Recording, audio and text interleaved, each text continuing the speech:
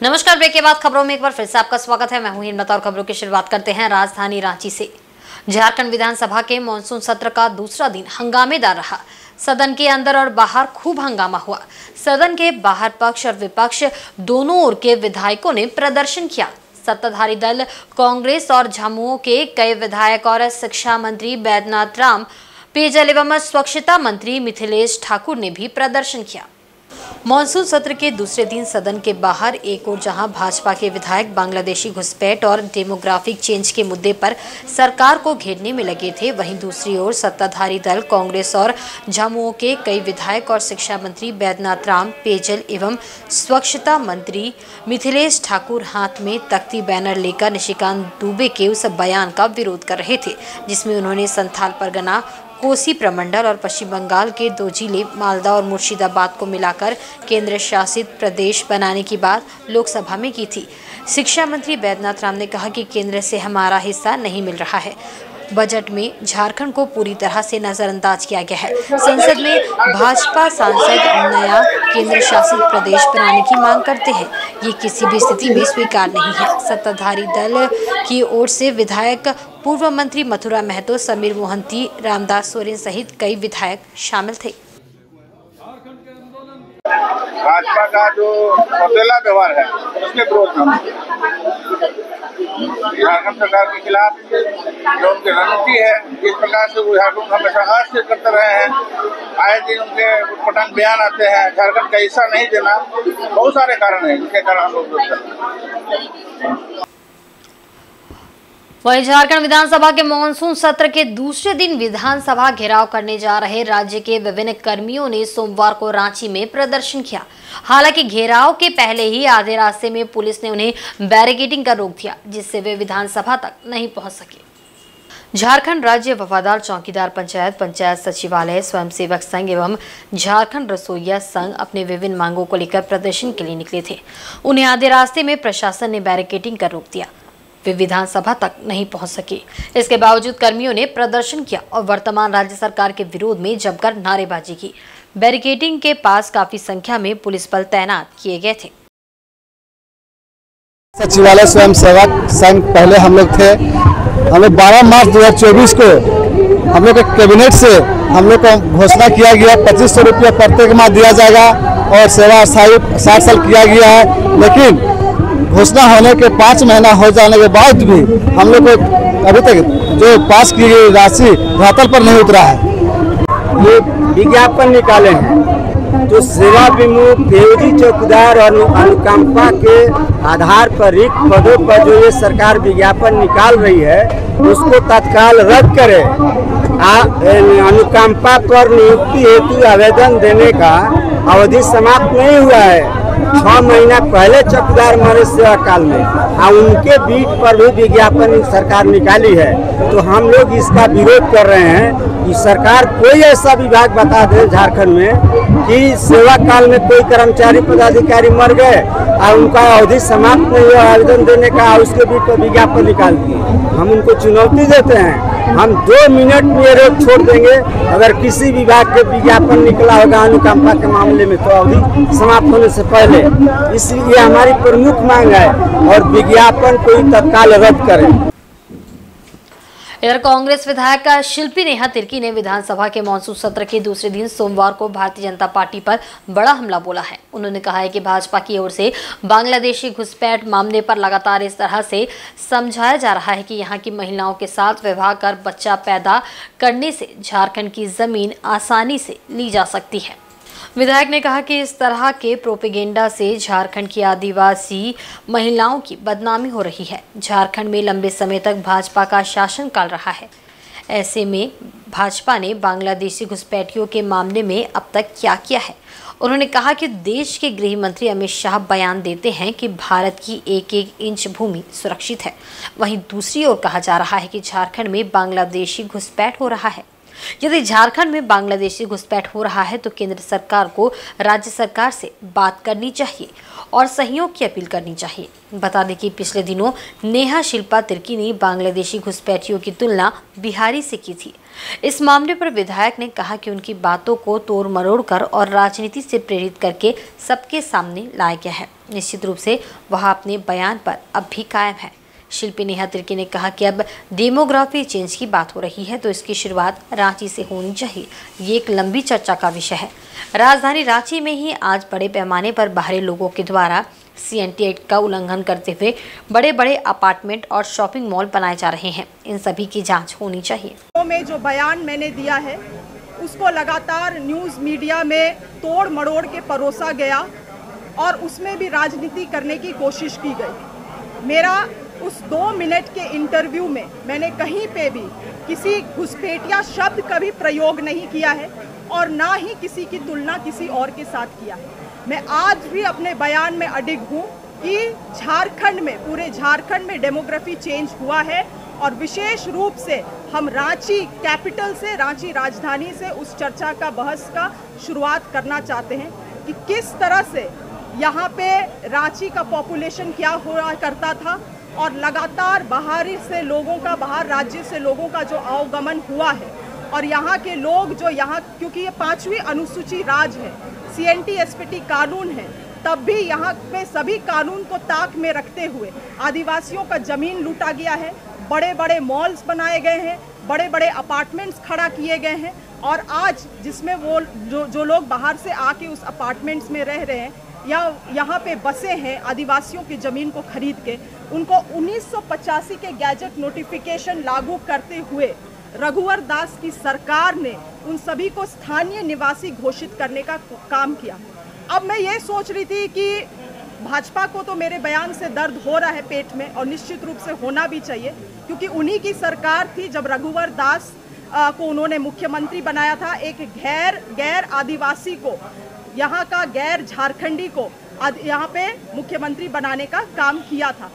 इसीलिए आखिरी बात जो आज मैंने विधानसभा में उठाया मामला कि महिलाओं के, आदिवासी महिलाओं की छवि को ये लोग धूमिल करने का काम कर रहे हैं कि जिस तरह से अगर बांग्लादेशी घुसपैठी झारखंड में आए हैं, आदिवासी महिलाओं से शादी किए हैं, उनके साथ दुर्व्यवहार कर रहे हैं, बच्चा पैदा करके उनको छोड़ दे रहे हैं, फिर से किसी और से शादी कर रहे हैं, तो निश्चित रूप से आप ऐसे मामलों के सामने लाए, हम लोग उस पर कार्रवाई करेंगे। मगर आप पूरे देश भर में क्या आदिवासी महिलाओं का छवि गढ़ने का काम कर रहे हैं? आज देश भर में यही मैसेज जा रहा है कि अरे आदिवासी महिला सो इजी, सो चीप, आपको झारखंड में जमीन चाहिए, आप झारखंड में जाइए, आदिवासी महिलाओं से शादी करिए, उनका जमीन आपको इजीली मिल जाएगा। यही नैरेटिव ये सेट कर रहे हैं। हम सभी आदिवासी महिला इससे आहत है और इस तरह से जनरलाइजेशन ना किया जाए। हम लोग बहुत विपरीत परिस्थिति में समाज से, चीज़ों से लड़ के इतना दूर पढ़ लिख के पहुंचते हैं और इस तरह से आदिवासी महिलाओं का छवि को धूमिल करना, पूरे देश भर में एक इमेज उनका गढ़ने का काम करना कि tribal women are so easy going is just disrespectful. इसीलिए मैं ये कहूँगी कि भाजपा को इन चीज़ों के लिए भी इसी सदन में, क्योंकि इसी सदन में ये बात उठाए, इसी सदन में उनको माफ़ी मांगना चाहिए। इधर सुप्रीम कोर्ट से झारखंड के CM हेमंत सोरेन को राहत मिली है। सुप्रीम कोर्ट ने प्रवर्तन निदेशालय की उस याचिका को खारिज किया जिसमें हेमंत सोरेन को मनी लॉन्ड्रिंग के मामले में जमानत देने के हाई कोर्ट के फैसले को चुनौती दी गई थी। शीर्ष कोर्ट ने जमानत देने के हाई कोर्ट के आदेश में हस्तक्षेप करने से इनकार किया है और फैसले को बेहद तर्कपूर्ण बताया है। मुख्यमंत्री हेमंत सोरेन को झारखंड हाईकोर्ट से मिली बेल को रद्द करने की मांग जांच एजेंसी ईडी की ओर से की गई थी। ईडी की याचिका पर सोमवार को सुप्रीम कोर्ट में सुनवाई हुई। सुनवाई के दौरान शीर्ष अदालत ने झारखंड हाईकोर्ट द्वारा हेमंत सोरेन को दी गई जमानत के आदेश में हस्तक्षेप करने से इनकार किया। हाईकोर्ट में सोरेन की जमानत अर्जी का विरोध करते हुए ईडी ने आरोप लगाया था कि उन्होंने राज्य की राजधानी रांची के बारगेन क्षेत्र में 8.86 एकड़ जमीन गलत तरीके से हासिल करने के लिए मुख्यमंत्री पद का दुरुपयोग किया। वहीं हेमंत सोरेन के वकील ने दलील दी थी कि केंद्रीय एजेंसी ने उन्हें आपराधिक मामले में गलत तरीके से फंसाया है। मालूम हो कि हेमंत सोरेन को जमानत जून के अंतिम सप्ताह में मिली थी। झारखंड हाई कोर्ट के जस्टिस रंगन मुखोपाध्याय ने 28 जून को जमीन घोटाला मामले में जेल में बंद हेमंत सोरेन को जमानत दी थी। झामुमो नेता हेमंत सोरेन को 50,000 रुपए के 2 मुचलके पर जमानत दी गई थी। 31 जनवरी 2024 की रात को ईडी ने लंबी पूछताछ के बाद उन्हें गिरफ्तार कर लिया था। झारखंड के मुख्यमंत्री हेमंत सोरेन को झारखंड उच्च न्यायालय से मिली जमानत याचिका को चुनौती देते हुए ईडी के द्वारा माननीय सर्वोच्च न्यायालय के समक्ष याचिका दायर की गई थी, जिसे आज माननीय न्यायमूर्ति B.R. गवई एवं न्यायमूर्ति के.वी. विश्वनाथन की खंडपीठ ने उस याचिका को खारिज कर दिया और किसी भी प्रकार से हस्तक्षेप करने से इनकार किया है। झारखंड उच्च न्यायालय के द्वारा दी गई जमानत को जायज मानते हुए ईडी की याचिका को खारिज किया है।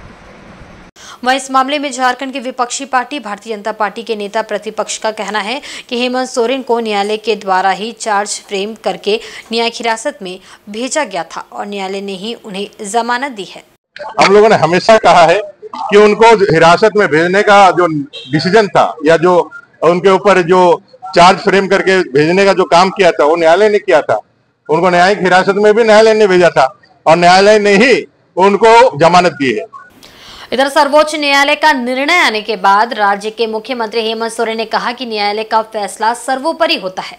पत्रकार से बातचीत में उन्होंने कहा कि न्यायालय लोकतंत्र का वह स्तंभ है जहां अंधकार नहीं होता। मुख्यमंत्री ने कहा कि देश में कुछ ऐसे समूह हैं जो न्यायालय के वक्त को बर्बाद करते हैं।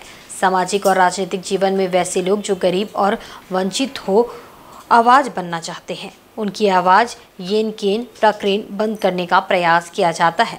मुख्यमंत्री हेमंत सोरेन ने कहा कि ऐसा बताने का प्रयास किया जा रहा था कि वह राज्य की संपत्ति को लेकर फरार हो गए हैं। उन्होंने कहा कि पूरे सोरेन परिवार पर गंभीर आरोप लगाया गया, उनके कीमती वक्त को बर्बाद किया गया। यदि वे उस समय को राज्य हित में लगाते तो अब तक कई समस्याएं हल हो चुकी होती। वहीं हेमंत सोरेन की पत्नी कल्पना सोरेन ने कहा कि सत्य की जीत हुई है। हेमंत जी के 5 महीना कौन वापस करेगा। भूमिका निभाया, हमको भी दिखाया कि मैं कितना बड़ा राज्य की संपत्ति को लेके घूम रहा हूं या फरार हो गया हूं। इसके लिए मुझे जेल के सलाखों के पीछे भी डाल दिया गया और बहुत तरीके से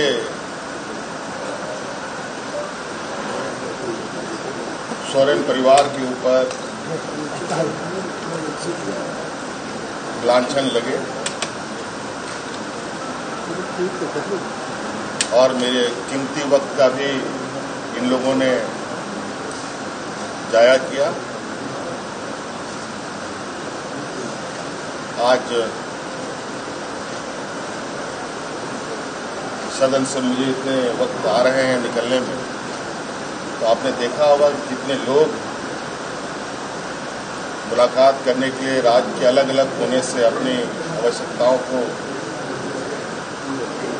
और अपनी समस्याओं के बारे में मुझसे मिले। शायद हमारा वो कीमती वक्त ये लोग जाया ना करते तो आज के दिन में अनगिनत समस्याओं का समाधान हो चुका होगा। देखिए, मैं आपको यही कहना चाहूंगी कि सत्य की जीत हुई है, लेकिन मेरा सवाल यही रहेगा कि हेमंत जी के 5 महीने कौन वापस, मेरा सबसे बड़ा सवाल। इधर Jamshedpur local trailer owner union ने टाटा कंपनी एवं वेंडरों से तात्कालिक रूप से रेट में बढ़ोतरी की मांग उठाई है। एक वार्ता के दौरान यूनियन के द्वारा इसकी जानकारी दी गई। इससे पूर्व यूनियन कार्यालय में एक बैठक का आयोजन किया गया, जिसमें यूनियन के तमाम सदस्य मौजूद थे।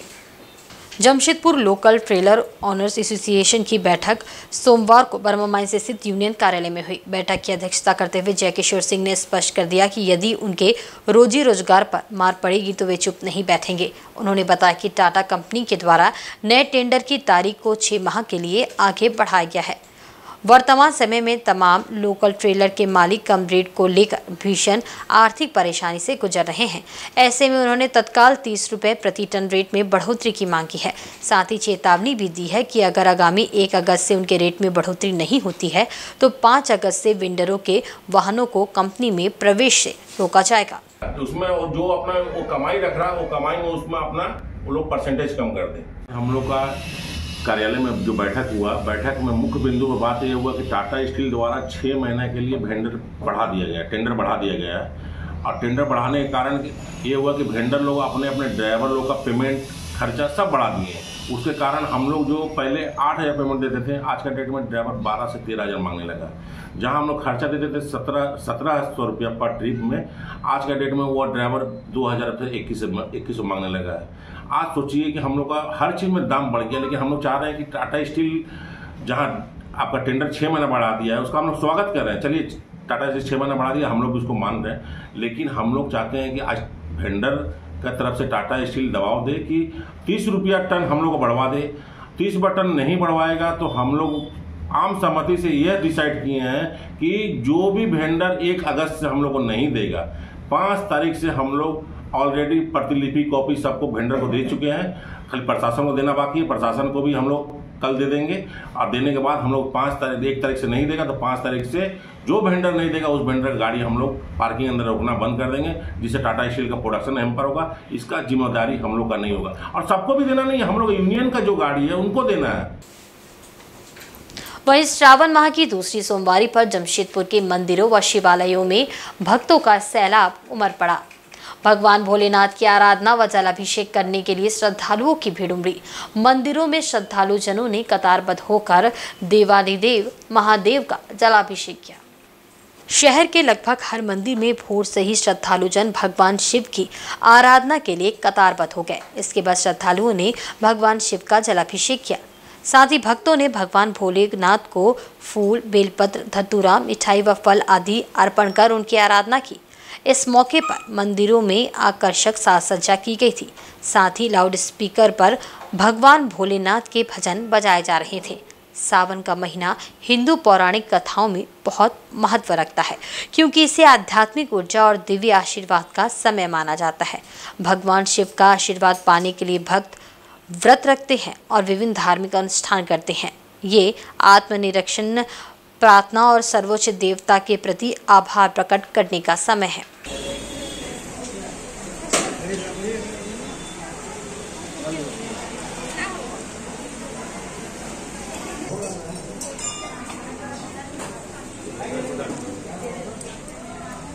जलाभिषेक चल रहा है जो सुबह 4 बजे से स्टार्ट हो गया है और हर साल की भांति हम लोग फिर से जलाभिषेक करने के लिए हर सोमवार को आ रहे हैं और भगवान से ही मनोकामना है कि सभी को सुख समृद्धि प्रदान करे, पूरे विश्व का कल्याण करे, समाज का कल्याण करे। और ये मंदिर करीब 100 साल पुराना मंदिर है और हम लोगों की आस्था यहाँ से जुड़ी हुई है और सभी भक्त यहाँ से आसपास से बहुत दूर दूर से, मतलब आसपास के बहुत पहले की बात है कि आसपास में कोई ऐसा मंदिर नहीं हुआ करता था जो ये पुराना मंदिर है। लोग आज भी दूर से यहाँ पे जलाभिषेक के लिए आते हैं, पूजा करने के लिए आते हैं। यहाँ पे श्रद्धालुओं लोग का इतना भीड़ लगती है जिसका कोई हिसाब नहीं है। बहुत लोग आते हैं यहाँ पूजा करने के लिए और आज से नहीं आ रहे हैं। हम लोग के यहाँ दादा परदादा बोलते थे कि 100 साल से ज़्यादा हो गया इस मंदिर का और 100 साल से ही इस मंदिर में आते रहे हैं श्रद्धालु। श्रावण माह की आज ये दूसरी सोमवारी है और दूसरी सोमवारी में प्रातः बेला में बाबा माता का जी का स्नान, महास्नान हुआ, श्रृंगार हुआ, महाभोग हुआ और महाआरती के पश्चात भक्तों के द्वारा जलाभिषेक का कार्यक्रम शुरू है और ये भी चलता रहेगा। संध्या 4 बजे महारुद्राभिषेक का भी प्रयोजन होता है, हर सोमवारी को किया जाता है और विशेष करके यहाँ मंदिर कमेटी के द्वारा भक्तों के लिए समुचित व्यवस्था बनाया गया है। किसी तरह कोई भक्तों का कोई परेशानी का सामना नहीं करना पड़े और खास करके हमारे मनोकामना मंदिर की विशेषता है कि बाबा माई का यह स्थान में जो भी भक्त यहाँ आते हैं उनकी सारी मनोकामनाएं पूरी होती है। वहीं झारखंड का दूसरा देवघर कहे जाने वाले महादेव शाल धाम में सैकड़ों किलोमीटर का फासला तय कर कांवरिया कठिन रास्ता से यहाँ श्रद्धा व भक्ति के साथ आते हैं, परंतु इन कांवरियों को मेडिकल, पानी, शौचालय आदि किसी भी तरह की सुविधा मुहैया नहीं कराई जाती है। इससे कांवरियों में नाराजगी देखने को मिलती है। उड़ीसा व झारखंड के हजारों कांवरिया श्रावण के महीने में उड़ीसा के राउरकेला स्थित वेद व्यास धाम से जल लेकर महादेव शाल धाम जाते हैं। सड़क मार्ग में दूरी बढ़ने, जंगल होने के कारण कांवरिया रेल पटरी पर चलते हुए महादेव शाल धाम जाते हैं।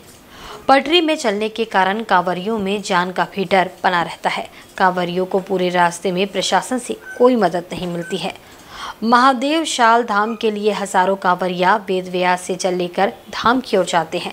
इस दौरान कांवरियों का रास्ता उड़ीसा के वेद व्यास से झारखंड सीमा सरायकेला तक 40 किलोमीटर का दायरा उड़ीसा में पड़ता है, जबकि सरायकेला से महादेव शाल धाम तक 60 किलोमीटर का दायरा झारखंड में पड़ता है। कांवरिया दोनों राज्य सरकार से अलग से कांवरिया पथ व मेडिकल, शौच समेत ठहराव के लिए सुविधा की मांग कर रहे हैं। हालांकि उड़ीसा के रास्ते में कुछ लोग व संस्था निजी तौर पर सुविधा मुहैया कराते भी हैं, लेकिन झारखंड के सरायकेला प्रवेश करते ही सारी सुविधा नदारद हो जाती है। झारखंड के रास्ते में कांवरियों को पीने के लिए साफ पानी तक नसीब नहीं हो पाता है। कांवरियों के लिए रेलवे स्टेशन छोड़ कहीं भी ठहरने की सुविधा नहीं मिलती। पटरी किनारे चलने वाला कांवरिया बम ने कहा कि पटरी में चलने से काफ़ी दिक्कत होती है, जबकि हर साल हजारों कांवरिया रेल पटरी के पथरीले पथ जाते हैं। इसके बाद भी आज तक कांवरिया पथ का निर्माण नहीं कराया गया। इसको लेकर ना तो जिला प्रशासन ने पहल की और ना ही झारखंड सरकार ने ध्यान दिया। ये बहुत दुख की बात है कि लोग कई वर्षों से पटरी किनारे चलते हुए वेद व्यास से जल उठाकर महादेव शाल तक जाते हैं। इस दौरान कई कांवरियों की जान भी चली गई है। इसके बाद भी आज तक कांवरियों को सुविधा देने की ओर सरकार का ध्यान नहीं किया। कांवरियों के प्रति सिंहभूम में सरकार की उदासीनता को लेकर शिव भक्तों में भारी नाराजगी है।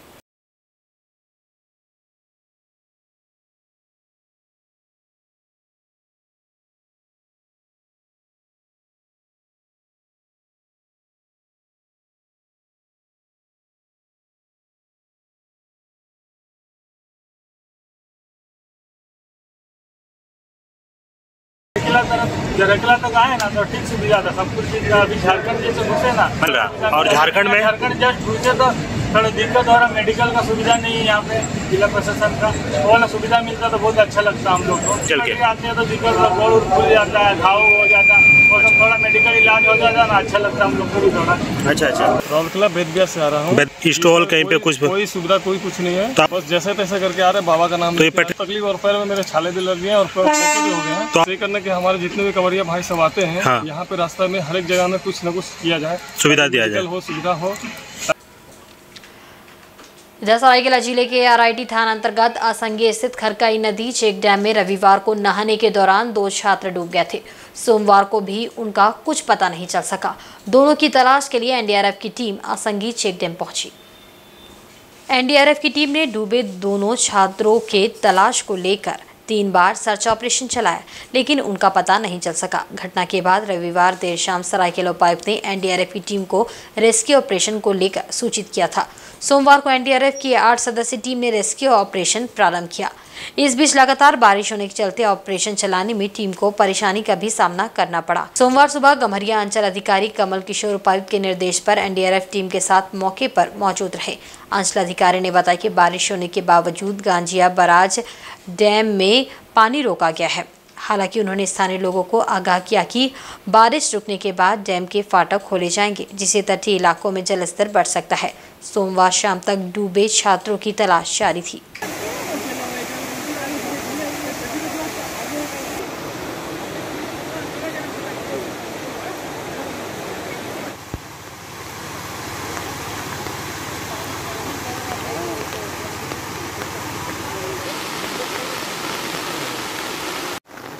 कल भी हम लोगों ने डूबने के बाद करीब 6:45 बजे शाम तक स्थानीय गोताखोरों की मदद से घूमने का प्रयास किया था, लेकिन कल हमें सफलता नहीं मिली थी। आज एनडीआरएफ की टीम हमारे यहाँ पहुँच चुकी है सहयोग करने के लिए।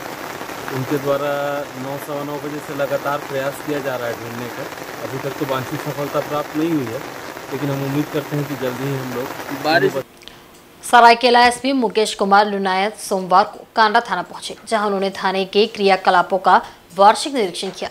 इस दौरान उन्होंने थाने के सभी पंजियों की गहनता से अध्ययन करते हुए थाना प्रभारी को जरूरी दिशा निर्देश दिए। एसपी ने गुंडा पंजी, लूट पंजी व गिरोह पंजियों को विशेष रूप से दुरुस्त करने एवं जेल से छूटे हुए अपराधियों की गतिविधियों पर नजर रखने का निर्देश दिया। इसके साथ ही लंबे समय से लंबित कांडों का भी जल्द से जल्द निस्तारण करने का निर्देश दिया। निरीक्षण के क्रम में कुछ त्रुटियां पाई गई, जिसे एसपी ने जल्द से जल्द दूर करते हुए जानकारी देने को कहा। उन्होंने बारी बारी से सभी पुलिस पदाधिकारियों एवं जवानों से उनकी भूमिका की जानकारी ली।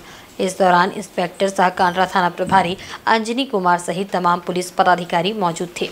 इससे पूर्व थाना पहुंचने पर एसपी को गार्ड ऑफ ऑनर दिया गया।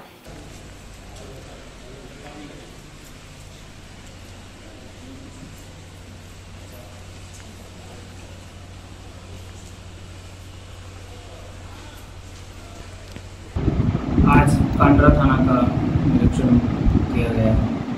निरीक्षण के क्रम में थाना में संचालित होने वाले विभिन्न पंजियों और विभिन्न दस्तावेजों का निरीक्षण किया गया है और उनकी निरीक्षण के क्रम में उनको नियमानुसार संचालित किया जा रहा है, नहीं इसकी जांच की गई है। इसी के साथ साथ जितनी भी पंजियाँ थाना में संचालित होती हैं, जैसे डकैती पंजी, पंजी, किरारे पंजी, बाकी अन्य जितनी पंजियाँ उन सभी पंजियों के संचालन के स्तर की जाँच की गई है। इसके साथ थाना के जो पदाधिकारी हैं उनको थाना क्षेत्र के बारे में, थाना के सक्रिय अपराध कर्मियों के बारे में, दागियों के बारे में और अपराध के पैटर्न के बारे में, उनकी जानकारी के स्तर के बारे में पूछताछ की गई है और अपराध नियंत्रण और अनुसंधान नियंत्रण पर थाना प्रभारी का क्या कंट्रोल है उसकी समीक्षा की गई। सर अभी कुछ खामियाँ पाई गई है? अभी निरीक्षण शुरू किया ही जा रहा है, तो निरीक्षण में कुछ जो खामियाँ भी पाई जा रही हैं उसको त्रुटियाँ जो है उसको सुधार करने हेतु निर्देश दिया जा रहा है। और वहीं पूर्वी सिंहभूम जिले के मुसाबनी से यूसीआईएल बागजाता खदान जाने वाली मुख्य सड़क बारिश के कारण कीचड़ में तब्दील हो गई है। इससे ग्रामीणों का आवागमन में काफी परेशानियों का सामना करना पड़ रहा है। लोग आते जाते जनप्रतिनिधियों को कोस रहे हैं।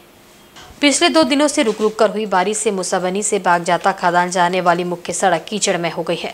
बादिया चौक से लेकर बाकड़ा पुल तक सड़क की स्थिति काफी खराब है। सड़क के कट्टों में पानी जमने के कारण पूरी सड़क कीचड़ में तब्दील हो गई है। इससे लोगों को आवागमन में काफी मुसीबतों का सामना करना पड़ रहा है।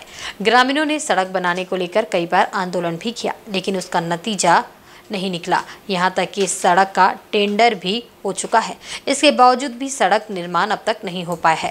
सड़क कीचड़ में तब्दील होने के कारण ग्रामीण दुर्घटना का भी शिकार हो रहे हैं। ऐसी स्थिति में ग्रामीण करे तो क्या करे। अब तो ये स्थिति है कि ग्रामीणों की सुनने वाला भी कोई नहीं है।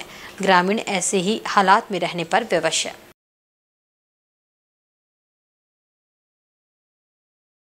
इसमें आश्वासन देता है मैनेजमेंट कि रोड टेंडर की जानकारी है, मगर अभी तक रोड का परिस्थिति बहुत खराब, हम लोग चलने फिरने तकलीफ बहुत हो रहा है। और जहाँ तक देख रहा है कि माइस चल रहा, इतना बड़ा बड़ा लोड गाड़ी चल रहा, और अभी तक रोड को मैनेजमेंट या राज्यसभा मैंने कोई ध्यान ही नहीं दे रहा है। प्रयास किया था कि हम लोग बंदी भी किया था, बंदी में निर्णय लेता कि हाँ हो जाएगा, महीना हो जाएगा, अगले महीना हो जाएगा, लेकिन कोई सुनाई नहीं है। अपना जो है इधर उधर करके जो सल्टा देता और उसका बाद में कर दे करते ही नहीं है, कुछ बातें ही सुनते ही नहीं है। परेशानी बहुत है हम लोग का। हम लोग अकेला बकड़ा गांव का परेशानी नहीं है, और हम लोग का पंचायत का आदमी 10-12 गांव जो है बहुत परेशान में। स्कूल बच्चा लोग गिर पड़ रहा है, कोई उसको देखभाल करने के लिए नहीं है। सरायकेला कस्बा जिला के ईचागढ़ थाना क्षेत्र में इन दिनों ट्रांसफार्मर चोर काफी सक्रिय नजर आ रहे हैं। आए दिन सुनसान जगहों पर लगे ट्रांसफार्मरों की चोरी अज्ञात चोरों द्वारा कर ली जा रही है। चिपड़ी, ईचागढ़, बीडी सहित कई जगहों पर लगे ट्रांसफार्मरों को पूर्व में ही चोरों द्वारा चोरी किया जा चुका है। अभी तक आधा दर्जन ट्रांसफार्मर अज्ञात चोरों द्वारा रात के अंधेरे में चोरी कर लिया गया है। 1 वर्ष पूर्व चोरी का ट्रांसफार्मर और तांबा तार के साथ 2 बदमाशों को ईचागढ़ पुलिस ने गिरफ्तार कर जेल भेज दिया था। इसके बावजूद चोरी का सिलसिला जारी है। ऐसी ही एक ताज़ा घटना रविवार की देर रात को घटी, जहां अज्ञात ने सिल्ली रांगामाटी सड़क किनारे झाड़ुआ मोड़ पर श्री हरि होटल के पास 16 केवीए के ट्रांसफार्मर को खोलकर ट्रांसफार्मर के अंदर से तांबे के तार क्वाइल आदि सामानों की चोरी कर ली। इसकी जानकारी ग्रामीणों ने सोमवार सुबह बिजली विभाग को दी। वह जल्द से जल्द नया ट्रांसफार्मर लगाने की मांग की ताकि बिजली आपूर्ति बहाल हो सके। सूचना मिलते ही ईचागढ़ के उप प्रमुख दीपक कुमार साव घटनास्थल पर पहुंचे व नया ट्रांसफार्मर दिलाने का आश्वासन दिया। मिली जानकारी के अनुसार अज्ञात चोरों ने देर रात सूखे बांस से बिजली काटकर पोल पर लगे ट्रांसफार्मर को नीचे उतारा और ट्रांसफार्मर के अंदर लगे सामानों को निकालकर ले भागे। रात से बिजली गुल रहने से अगल बगल के ग्रामीणों ने आकर देखा तो ट्रांसफार्मर का खाली डिब्बा नीचे गिरा हुआ था और सूखे बांस का 2 बल्ला वहीं पर रखा हुआ मिला। झड़वा मोड़ के सामने जो ट्रांसफार्मर लगा हुआ था, आज रात 11 बजे से ही बिजली गुल है और ट्रांसफार्मर का अंदर वाला सामान सब चोरी करके अज्ञात चोरों द्वारा लेके गया। इसका सूचना हम लोग कहीं नहीं दिए, आप लोग प्रेस के माध्यम थाना में हम लोग सूचना नहीं दिए, बिजली विभाग को सूचना दे दिए हैं। अच्छा। और पीएम श्री केंद्रीय विद्यालय चक्रधरपुर में 2 दिवसीय केवीएस संभाग स्तरीय शतरंज और वॉलीबॉल खेलकूद प्रतियोगिता का आयोजन किया गया।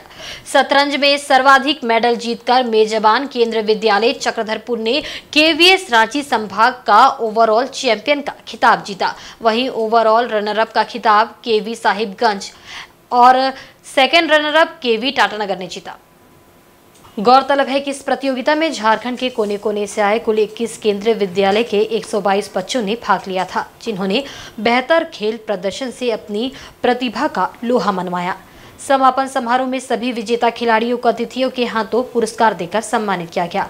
वॉलीबॉल प्रतियोगिता में अंडर 14 और अंडर 19 बालिका वर्ग में कुल 6 विद्यालय के 30 बच्चों ने भाग लिया था, जिसमें से अच्छे खेलने वाले खिलाड़ियों की एक टीम का चयन किया गया है, जो कि आगे केवीएस द्वारा आयोजित राष्ट्रीय स्तर के वॉलीबॉल प्रतियोगिता में भाग लेंगे। पीएम श्री केंद्रीय विद्यालय चक्रधरपुर की प्राचार्य विश्वनाथ हांसदा ने कहा कि इस तरह के खेल प्रतियोगिता के आयोजन से खिलाड़ियों को प्रोत्साहन मिलता है। उन्हें खुशी है कि उन्हें क्षेत्रीय खेल प्रतियोगिता के आयोजन का मौका मिला और उन्होंने इच्छा भी जाहिर की कि आने वाले दिनों में जो भी दायित्व विद्यालय को मिलेगा उसे वे सफलतापूर्वक पूरा करेंगे। बता दें कि केंद्रीय विद्यालय चक्रधरपुर के लिए ये पहला मौका था जब स्कूल के द्वारा क्षेत्रीय खेल प्रतियोगिता का आयोजन किया गया था। प्रतियोगिता के सफल आयोजन से विद्यालय के प्राचार्य और शिक्षकों में खुशी है।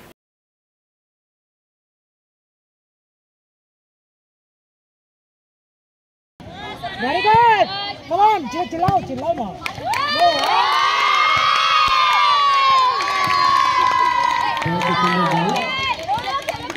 बढ़ रहे हैं, तो ये खुशी केवीएस के नहीं दिख रहे हैं अभी तक।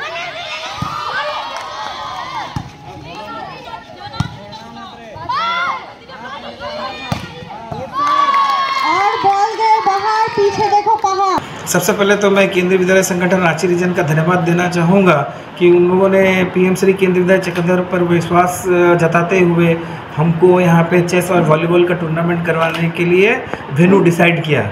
हम लोग ने 2 दिन यहाँ पर ये मीट ऑर्गेनाइज़ किए हैं। हम लोग को 42 स्कूल आना था, लेकिन 22 ही स्कूल आ पाए हैं यहाँ पे। 2 दिन से हम लोग ये टूर्नामेंट करवा रहे हैं। हम लोग ने पूरा भरपूर कोशिश किया था कि सब सुख सुविधा रहने के लिए और खेलने के लिए सबको मिले, और लोगों के फीडबैक से पता चला है कि हम लोग उस चीज़ में सफल हुए हैं कि सभी लोग काफ़ी इन्जॉय किए हैं और हमारे यहाँ पे कोई दुर्घटना वगैरह ऐसा हुआ नहीं है।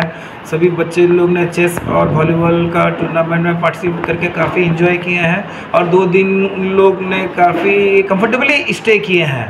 तो ये हमारे लिए एक हर्ष की बात है कि हमको जो फीडबैक मिला है कि उसमें हम लोग सक्सेसफुल हो पाए हैं और हम लोग आगे भी उसको और बेहतर ऑर्गेनाइज करने के लिए, स्टे अरेंजमेंट करने के लिए प्रयास करते रहेंगे। और आज के बुलेटिन में बस इतना ही। कल फिर हाजिर होंगे कुछ नई खबरों के साथ। तब तक देखते रहें इंसाइड झारखंड न्यूज़। नमस्कार।